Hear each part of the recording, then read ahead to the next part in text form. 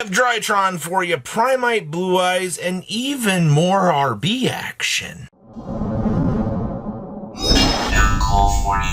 sure you guys smash the little crap out of that subscribe button so you guys don't miss out on more we actually have some Drytron action for you. Now, I'm not gonna lie, kind of in the current state that this deck finds itself in, it does have, a couple of issues. And among those issues is, we have to be able to get to the Vanities Ruler. If we can establish a Vanities Ruler, we're going to win the game most of the time. It's as simple as that, right? Like, you're just going to be using these Ben 10s as tribute fodder to kind of facilitate along your combo. You might pick up a Diviner somewhere along the way. It really just depends on, how you're going to open up. But your end board is usually going to be a Vanities Ruler standing next to Dad here, and Dad's entire job is to make your board look pretty impressive. Now, we are still playing the Heartbeast Featherstorm. Why would you not want to be playing one of the best last remaining floodgates that you can very easily access in a deck like this? And I think this is the scariest part is, if your opponent does something, you thrust into this, congratulations, you have this. You make your choice of level 1 Winged Beast monster, and then your opponent's just, SOL on trying to accomplish anything this turn. And then, you come on through to the next turn and you just do what you needed to do. Establish your big field, pressure the opponent out of the game. The same standard stuff that this deck is really good at doing. Also, do take note here that we are playing the Cyber Angel Natasha in here. Natasha is just a resource that you are going to have to acknowledge is going to be very, very strong for you. The more that, we really want to try to main deck the Natasha, it's just not worth it, because the fact that you can consistently revive this card and just start stealing everything your opponent has, like their entire life savings, for example, their whole field, yours. Easy peasy. So, definitely is a good card to be having. Alright, next up here, we have Blue Eyes White Dragon. Now, I have been trying to track every Blue Eyes variant that does well underneath the sun. I'm going to be honest with you, everybody. Up until we just had this emergency ban list, Blue Eyes was really starting to kind of overcome a lot of the obstacles that I feel like that the meta was really starting to throw at it, I think that people were starting to realize, oh, hey, barrel through the drill beam to get that, glaring advantage away from the opponent was very, very strong. Recurrable resources, and a lot of the modern decks can play around 1 to 2, maybe 3 potential hand traps sometimes. Other times, just sweeping away your opponent's starter, like Drill Beam, and negating whatever potential effect that it might have, leaves a lot more decks in a worse position. Now, somebody's gonna be like, well, Robbie, wouldn't you want to play multiple? No. Too many bricks, bad. Enough favorable pieces to get things going, that I can understand. You're also gonna see, yes, we do have purges in here. I think that this is kind of, based on how the format is kind of shifted around right now, I think having access to a couple of these is just fine. Also, yes, I know, we're still playing the Majesty. You're also going to notice post-side decking down here that you're bringing in Deltas and Gamma. This is just going to be, you kind of have to bring these things along for the ride, man. Having access to, a big spell negate to really tell the Mitsurugi players, no, is actually really, really refreshing. I do appreciate this. Also, Dragon's Mind's just a dumb card, man. Having access to this just straight wins you games. That's all there is to it.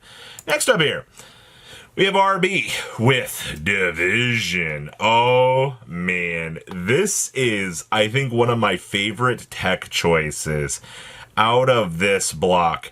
Because, truthfully, who thinks about playing Division? You just tribute all of your divisions and you get 2 tokens. You do those 2 tokens? Congratulations. You've got, your piece established and you're good to go. I don't think people realize that this just requires 2 machine monsters. You can feed tokens into this thing and it's really not going to give a crap. So that's kind of where the first real big thing comes into consideration is just, hey, if you don't see a Terra Top, in a Takumtum board, you do have an additional method to be able to produce these tokens. Maybe it's not going to be the most consistent generation in the world. Or, I mean, if your opponent sees you summon this and they imperm, you're just going to cry yourself to sleep.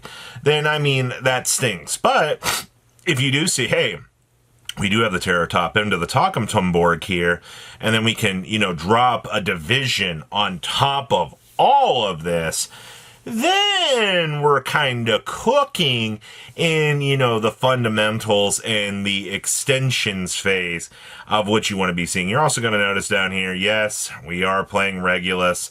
Yes, we are playing Clockwork Knight. Clockwork Knight off of Clockwork Knight. Gotta love the English language. The fact that we can have this card acting as a punishing floodgate against the opponent is absolutely wonderful. Do not underestimate how strong that Clockwork Knight can actually be as that floodgate that just punishes your opponent. Though I will also say it's really funny to see that we can, hit Songs of the Dominators into an impulse and just kind of win the game. Ooh, we have some DDD action. So I've been seeing a lot of DDD choices kind of coming to the table here. Now, the first big thing that you're going to have to understand while you're looking at DDD is this card right here is going to be your BFF, alright? It makes it so your opponent cannot target your monsters on the field with spell and trap cards effects, tribute them for a tribute summon, nor use them as material for a fusion, sync, or exceed summon. This card locks down your entire field and basically makes it so that they're going to have to find a way to try to clear this without the standard method, which comes down to the very scary thought of, if I don't have a very, very powerful card like Droll and Lockbird to cease my opponent's entire turn to a point that, I can actually try to deal with these problems, then, you're going to have some issues. One of the other big cool things that this list is doing that I really like is we are actually playing Dark Ruler No More in the main deck. You do not have to kill your opponent on a battle phase with DDD. You can take an extra turn if you really, really need it. And I think that's kind of something important to think about here is if you do have to slow down for a second and kind of pivot around and go, hey, I have to reanalyze this, this is going to help you out more than it's going to hurt you. And I mean, obviously, you need to be able to go second, right? If you're playing a deck like DDD, the first thing you're going to realize is, oh crap, I have to play through my opponent's fields as well. And that becomes an issue. I also do see we are playing 2-count Surveyor in here. We're not playing the other component for it. We do see the impulses in here, which I think have been a pretty normal thing for this deck. So not too bad. Next up here. Oh boy, we've got the new standard for what we've been seeing in terms of developments for Dragontail. So most of the Dragontail variants have gone to building in the Fallen of Albaz with the branded fusions here. Strictly because having access to, this little guy feeding into this guy is really, really good. And also, I mean, it's just another one-card inclusion. I mean, how much worse off are you for this? I mean, you're playing what? An Albaz, 2 branded fusions. If you really want to make the argument, you're also building a Blazing Cartesian to the deck as well, which is already something that you were kind of already wanting to do. You also do see the 2 pans. We see the Urgurla here. We've also got access to the Frixel here. Frixel being one of the new best pieces, really, really good. I've noticed most of the end boards building in the Sting gives you an extra draw, which is also an extra resetting of a resource. You cannot forget about that, all right? This card being a potential banish 2 from your opponent's graveyard has really started to come up. I actually felt the sting of this when I played Sky Striker against this deck. Hilariously enough, taking away, your Ray and your spell card is very, very strong, but this deck is definitely a monster when it needs to be. And the fact that you've got, full power meta working for you is very, very, very nice. So what do you guys think about all the cool new ideas kind of being generated here? So please, comment down below, tell me what you guys think. The meta continues to develop, we're going to see what this new format really, really brings to the table. Patrons, thank you.